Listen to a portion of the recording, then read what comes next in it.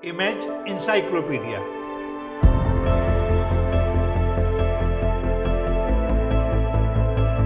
जानकारियों और जिज्ञासाओं की अद्भुत दुनिया।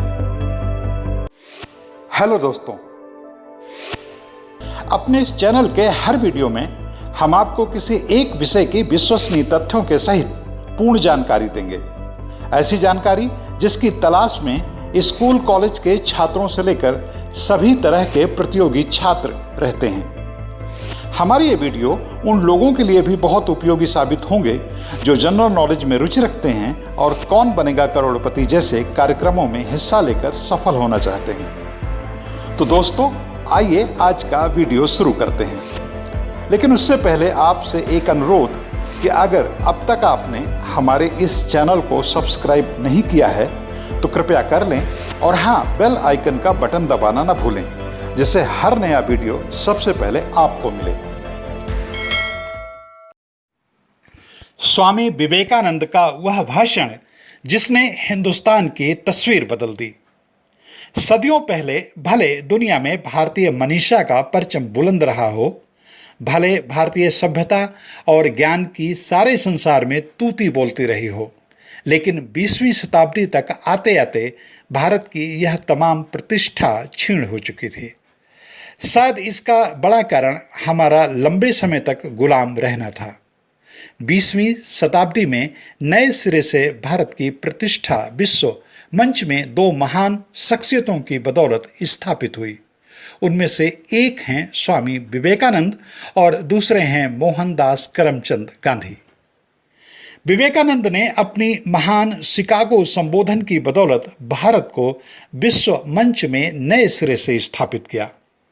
भले यह अतिशयोक्ति लगे, लेकिन किसी देश की छवि बनाने में, किसी देश की प्रतिष्ठा स्थापित करने में जो काम लाखों लाख विद्वान मिलकर करते हैं, अरबों खरबों की धनराशि खर्च करने के बाद किसी देश की छवि जितनी चमकती है, स्वामी विवेकानंद ने अपने एक अकेले भाषण से भारत की छवि को उतना चमका दिया और विश्व परिदृश्य में भारत की प्रतिष्ठा स्थापित कर दी।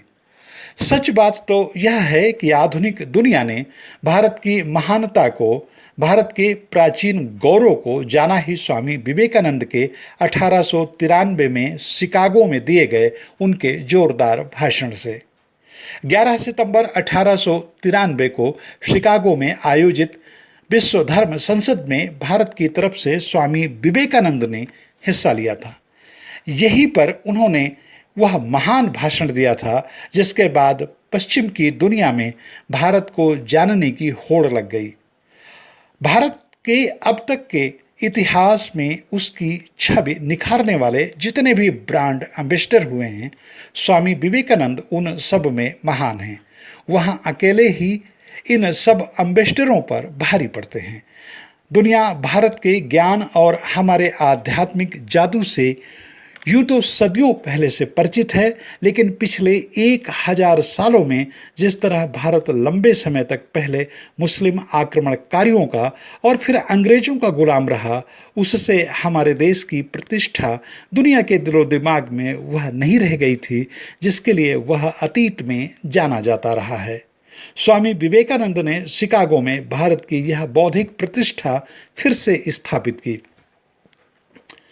जब स्वामी विवेकानंद भारत की तरफ से सनातन धर्म का प्रतिनिधित्व करने के वास्ते अमेरिका में आयोजित धर्म संसद में पहुंचे, तो आयोजकों ने न तो उन्हें ज़्यादा तवज्जो दी और न ही वो उनसे किसी तरह से प्रभावित थे। शायद इसीलिए उन्होंने उनका कोई खास सम्मान भी नहीं किया। उल्टा शुरुआत में उन्हें परेशान करने की भी कोशिश की गई, जब तक कि स्वामी जी ने अपना ऐतिहासिक भाषण नहीं दे दिया। धर्म संसद के आयोजक स्वामी विवेकानंद की किस तरह अनदेखी कर रहे थे, इसका अंदाजा इसी बात से लगाया जा सकता है कि बारी बारी से जब तमाम धर्मों के प्रतिनिधियों को सभा में संबोधित करने का मौका मिला, तो सबके नाम के सामने एक समय लिखा गया था, जितनी देर तक उन्हें सभा को संबोधन करना था। लेकिन स्वामी विवेकानंद के नाम के सामने आयोजकों ने शून्य लिख दिया था। शायद वह उन्हें परेशान करना चाहते थे या इस किस्म की गफलत पैदा करना चाहते थे कि उनके संबोधन का महत्व करीब करीब शून्य है। लेकिन स्वामी विवेकानंद बहुत तीक्ष्ण बुद्धि के थे। उन्होंने उनकी इस चालाकी को बुद्धिमत्ता से अपने पक्ष में इस्तेमाल कर लिया। विवेकानंद जब शिकागो सभा में संबोधन के लिए खड़े हुए तो जहां पर खड़े होकर उन्हें संबोधित करना था उस जगह पर दो पेड़ थे। आयोजकों ने उन दोनों पेड़ों पर एक सफेद कपड़ा बांधा और उस कपड़े में एक काला शून्य अंकित कर दिया। मगर जब स्वामी जी बोलने के लिए खड़े हुए तो उन्होंने अपनी ओजस्वी वाणी से जो पहला शब्द बोला वह वहां मौजूद लोगों में के दिल में उतर गया। लंबे समय तक लोग अनायास तालियां बजाते रहे। स्वामी विवेकानंद ने कहा था, मेरे अमेरिकी भाइयों और बहनों, मैं आपके इस स्नेहपूर्ण स्वागत से गदगद हो गया हूं।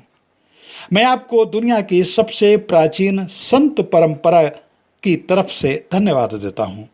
मैं आपको सभी धर्मों की जननी की तरफ से धन्यवाद देता हूं।